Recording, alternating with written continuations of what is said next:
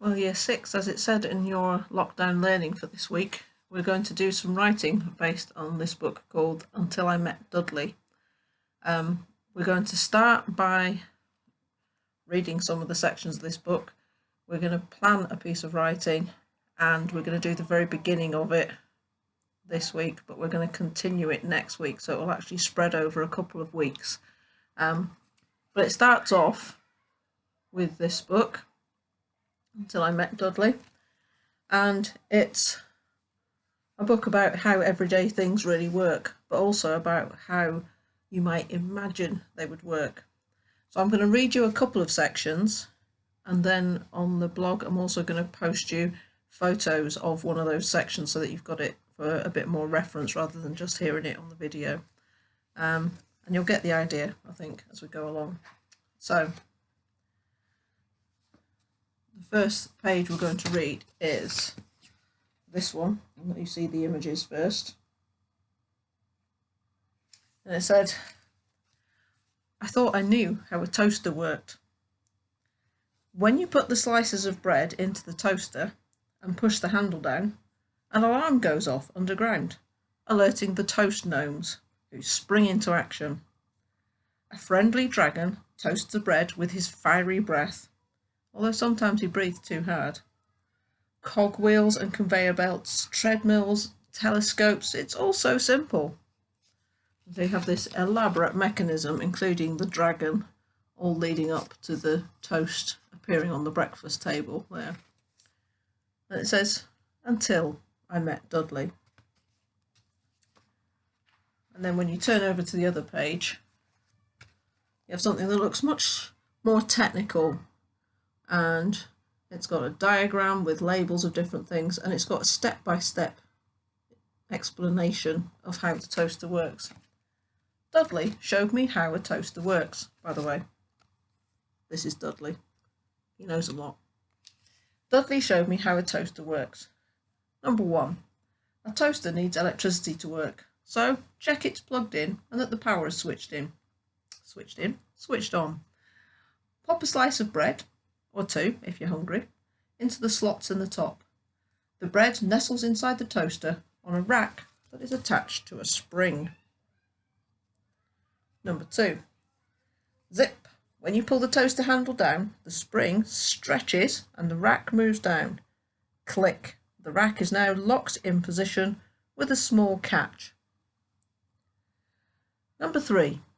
The electricity zooms along tiny wires woven together called heating elements, either side of the bread.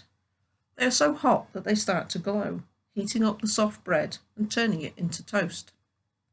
Number 4. When the elements heat up, so does a strip inside the toaster. As it is made of 2 different metals, it's called a bimetallic strip. When it gets hot, one of the metals expands more than the other.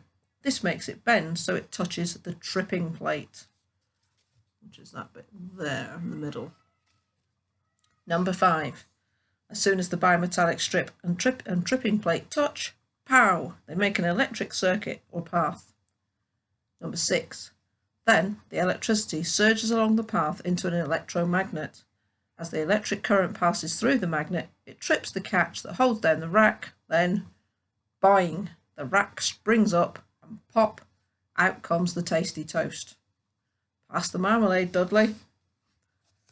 And you can see in this picture that the dragon and the toast gnomes are kind of watching what's going on, but they're not part of it at all.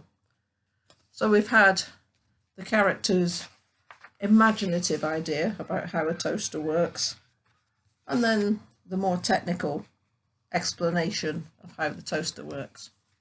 I've got one more for you. I'm going to give you the pictures of the toaster pages.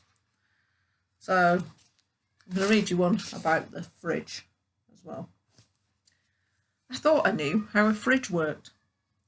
Special polar bears arrive every night to deliver blocks of ice cut from icebergs floating in the oceans of the Arctic. They pack the fridge with the ice and make sure everything is cold enough before leaving, which explains those paw prints in the chocolate mousse. As the ice begins to melt, water runs down the back of the fridge into a secret compartment in the bottom. Here it flows into a water wheel which drives a fan that spins cool air to keep the fridge cold. That's the illustration.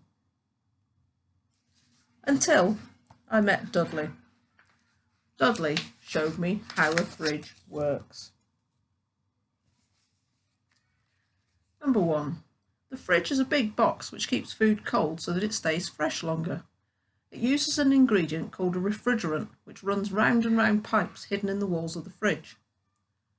Number 2. On its journey around the maze of pipes, the refrigerant removes heat from the inside of the fridge, keeping it cool. It does this by changing from a runny liquid to an invisible gas. Number 3. The refrigerant begins its journey as a gas. It is then compressed by an electric pump called a compressor. The compressor squeezes the gas into a small space where at high pressure it starts to turn into a liquid. Number 4. The gas changing to liquid gives off heat as it is pumped through a long snake-like tube called a condenser on the outside of the fridge. Heat passes through the tube into the open air like heat coming out of a radiator. That's why the back of a fridge feels hot. Number 5.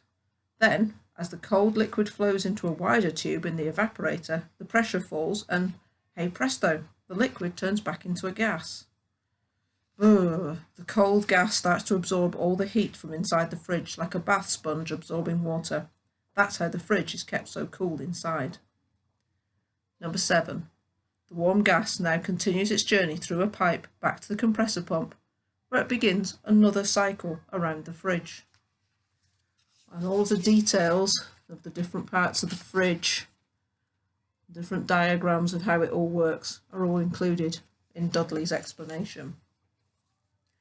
So we're going to be thinking about explanations in our writing, and I don't want you to get too far ahead of yourself. For the time being, I want you to look at the pictures that I post you of our characters' ideas about how a toaster works and then how it was explained by Dudley, and start thinking a little bit about an everyday item that you might want to explain, and I'll have some more suggestions for you about that a bit later on. Okay, bye.